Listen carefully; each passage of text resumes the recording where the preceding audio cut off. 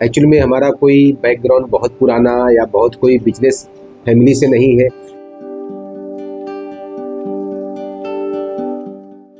नमस्कार दोस्तों, मैं अखिलेश, हमारे यूट्यूब चैनल अनिका टेक्स पर सूरत में आप सभी का स्वागत है।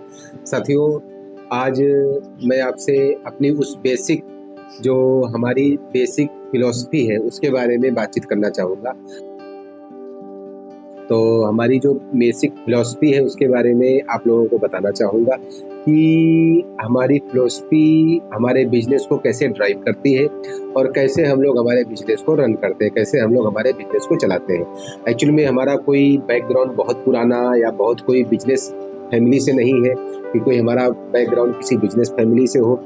यहीं सूरत में ही आकर के, सूरत में ही शुरुआत में वर्किंग करके उसके बाद में बिजनेस में हम लोग आए हुए हैं। और कोई हमारा बहुत ज़्यादा वैसा बैकग्राउंड है, लेकिन हम लोग जो बिजनेस में आए हैं, बिजनेस आप सूरत को जानते ही हो।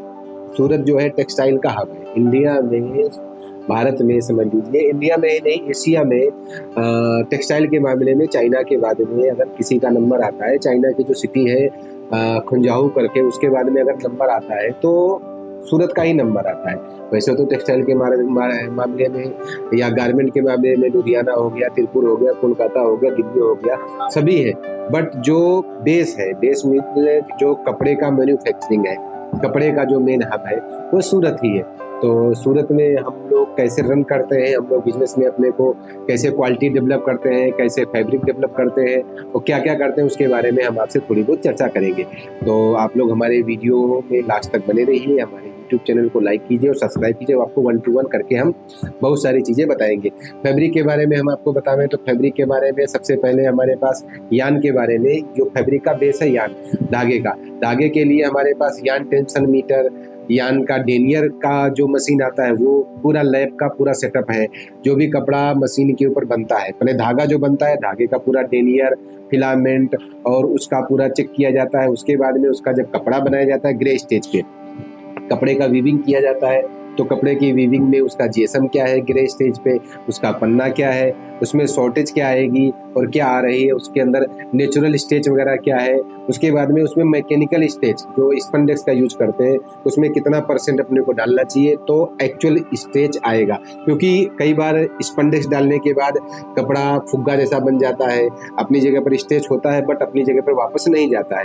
10% 20% जो एक क्वालिटी है, क्वालिटी वाइज जो मेजरमेंट है, जो एक उसका क्राइटेरिया है, उसी हिसाब से हम लोग उसमें स्पंडेक्स का सेटअप करते हैं कि 20% किसमें करना है, 10% किसमें करना है, ऐसा करके उसमें सबने सेटअप करते हैं। और हर एक स्टेज पे हम लोग यान का सिलेक्शन भी बेस्ट करते हैं। उसके बाद में टेक्नोलॉजी का भी इस्तेमाल बेस्ट करते हैं। टेक्नोलॉजी के साथ साथ उसका जो भी प्रोसेस करवाना है, क्वालिटी कंट्रोल करना है, क्वालिटी के ऊपर जो भी है हमारा, वो सारा का सारा हम लोग प्रॉपर तरीके से वॉच करते हैं। वॉच करने के बाद ही तब जा करके हम पीछे सामने वाले को कपड़ा जो है अपने वहाँ से डिस्पैच करते हैं। अगर कहीं कोई दिक्कत आती है, कहीं कोई मिस्टेक लगती है हमको, तो फैब्रिक हमारे पास ही रुक जाता है, उसको जो है हम आगे नहीं बढ़ाते हैं। इसी वजह से, इसी इनोवेशन की वजह से, इसी नया कुछ ना कुछ क्रिएशन की वजह से आज हम आपस में जुड़े हुए हैं। आप लोग हमारा फैब्रिक भी लेते हो, हमारे से जुड़े हुए हो, तो क्वालिटी के बारे में आपको बहुत सारी चीज़ पता होगा।